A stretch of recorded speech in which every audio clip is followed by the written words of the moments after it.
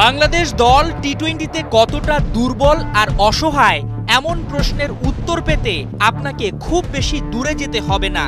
একটু এই পরিসংখ্যানের দিকে তাকান, তাহলে সব পানির মতো পরিষ্কার হয়ে যাবে।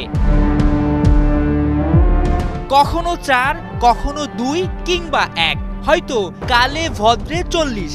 এসব গেল কয়েকটা ইনিংসে লিটন দাসের রান। অভিজ্ঞ এই ক্রিকেটার যেখানে রানই পাচ্ছেন না, সেখানে কি করে সামলাবেন নেতৃত্বের ভার? প্রশ্ন ওঠা কি খুব স্বাভাবিক নয়? কিন্তু কিছুই যে করার নেই, কারণ মন্দের ভালো বলতে লিটনই একমাত্র ভরসা বিসিবির। ইনজুরি সহ পারিবারিক ইমার্জেন্সির কারণে অনেক ক্রিকেটারই ক্যারিবিয়ানদের বিপক্ষে টি-20 সিরিজ খেলতে পারছেন না। ফলে অনেকটা বাধ্য হয়ে 15 সদস্যের দলে কয়েকটা রিপ্লেস দিতে হয়েছে বিসিবিকে, যেখানে ক্যাপ্টেন ইস্যুটা বেশ দৃষ্টি কাড়ে।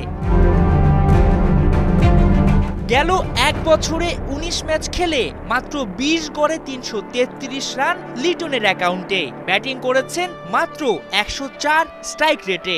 এমন একজনকে বিসিবি খুঁজে নিয়েছে যিনি পুরো ক্যারিবিয়ান সিরিজে সুপার ফ্লপ, অথচ এই লিটনকেই অফ ফর্মের জন্য সাদা বলের ক্রিকেট থেকে বাদ দেওয়া হয়েছিল।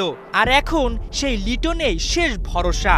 অদ্ভুত, যেন সিনিয়র কোটায় দলে শুধু টিকেই রইলেন না, অধিনায়কত্ব করারও সুযোগ পেয়ে গেলেন লিটন।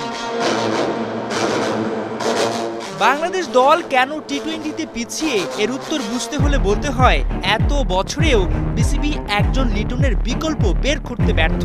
তাই সেখানে টি-20তে ভালো কিছু আশা করা তো বিলাসী ব্যাপারই বটে।